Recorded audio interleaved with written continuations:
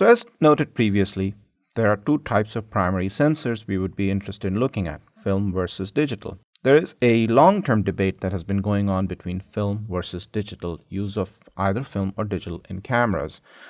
I'm not going to get into that religious debate. To me, that debate has a similar feeling as a debate between digital music or through vinyl recordings.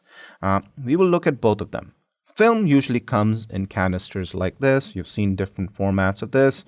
For digital, basically what we need is some sort of a storage media. Here I'm just showing you some generic forms of flash disks that are commonly used in cameras. I'm going to make a claim that film and digital cameras are practically the same. For example, if I showed you this camera, this large camera here, again this is an SLR camera, or I showed you this camera. Both of them look exactly the same. Both of them have, the shutter, they have lenses, and this is a single lens reflex camera, which basically means if I was to open this up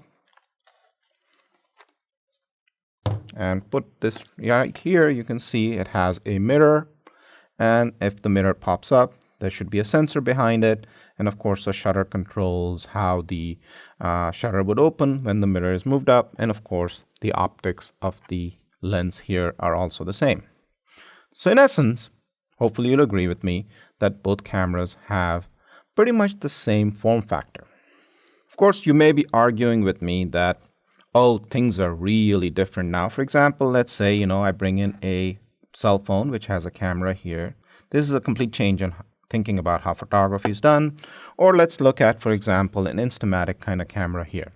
This, of course, is a digital one, but if you look at old Instamatic cameras, they pretty much had the same form factor, lens, sensor, which could be film. And in this case, of course, if you look at it, the film is not there. And of course, we have is a small disc.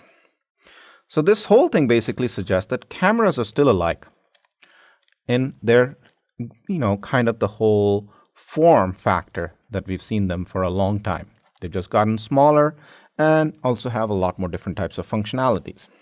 I will admit that with the innovations, there have been significant improvements in actuators and lenses. Lens quality, of course, in the old days was very good and it's still very good, but the actuators, the motors that are come in are actually much better than they ever used to be.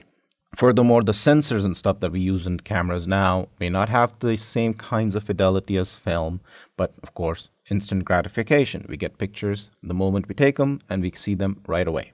The bottom line with all cameras in general is there is no difference in how light is transported through the lens, but it's how it's trapped and preserved. So the whole process of how it's sensed, trapped and preserved either in film or in digital form is what's changed.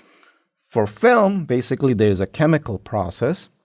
For digital, basically it's the electronic process of how light energy is converted to electronic signals, which are then saved as digital signals and then are converted into pixels. In case of film, it's a chemical process that converts light energy and preserves it in a format that basically can be saved on film. I had earlier already shown you this camera that I had popped open and it had a film in it, like right here.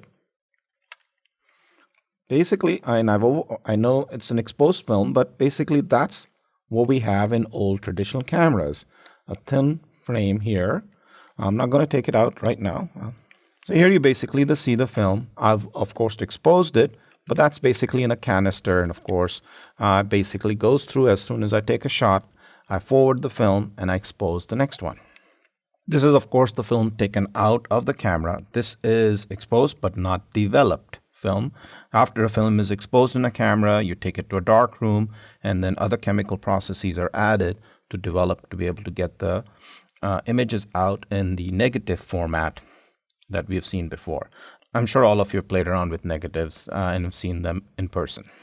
So the bottom line is we have a canister, we have digital format in form of a disc right now.